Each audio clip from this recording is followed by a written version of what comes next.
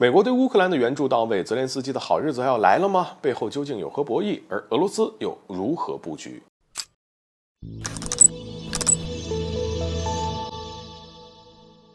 大家好，欢迎来到赵太观察室。说实话，在乌克兰处境不断恶化的情况之下，美国的态度显然是至关重要的啊。此前有不少消息都怀疑拜登是不是要放弃乌克兰，理由是只要北约不下场，乌军无论如何也抵挡不住俄军的猛烈进攻，而继续援助下去恐怕只是竹篮打水一场空啊。但是美国却偏偏在最近给乌克兰送上大礼。根据俄卫星通讯社的消息报道，美国宣布将对乌克兰再提供3.25亿美元的军事援助，其中包括了大量的武器弹药。另外，来自美国、德国、荷兰的多套爱国者防空导弹系统已经运抵乌克兰，并正在交付乌军使用。而这意味着基辅的防空能力将会提升一大截。毕竟呢，爱国者防空系统曾经在海湾战争当中，我们都知道是大放光彩啊，更是被美军当作主要战力来使用。而就连乌克兰总统泽连斯基都兴奋地说有了这些防空系统，这基辅就能保证自身的基础设施不被俄军覆盖式打击。毫无疑问，美国的这2项援助提供的恰到时候，因为再不给点狠货呢，泽连斯基或许真的他就撑不住了。尤其是在失去战略巴赫穆特之后，乌军随时面临战线崩溃的风险。俗话说兵败如山倒啊，接连的失利已经让乌军的士气备受打击。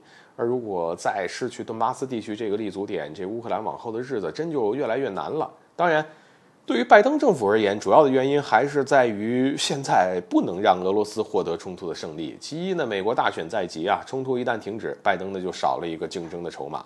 第二呢，就是欧洲正在摇摆，法国总统马克龙访华回国便提出了要加强欧洲的战略自主权，绝对不能成为政治工具。这时候美国当然希望用冲突套牢欧洲，从而继续在欧洲身上吸血。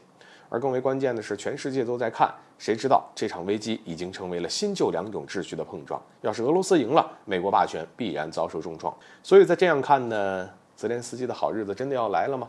就算我们看不上美国援助的份额，可至少美国表明了一个态度，那就是在援助乌克兰的问题上绝对不会动摇。这无疑就是泽连斯基最需要的。毕竟只要美国不放弃乌克兰，一切都还有得救啊。泽连斯基也用不着担心被俄罗斯端老窝，而基辅政权还有存在的必要性。但是就在美国全力拱火俄乌冲突的时候，却不成想俄罗斯就开始偷美国的后院。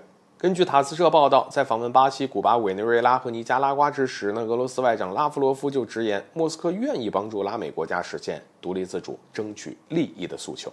这话有什么意思呢？等于直接宣布美国在拉美地区的专制统治由俄罗斯来打破。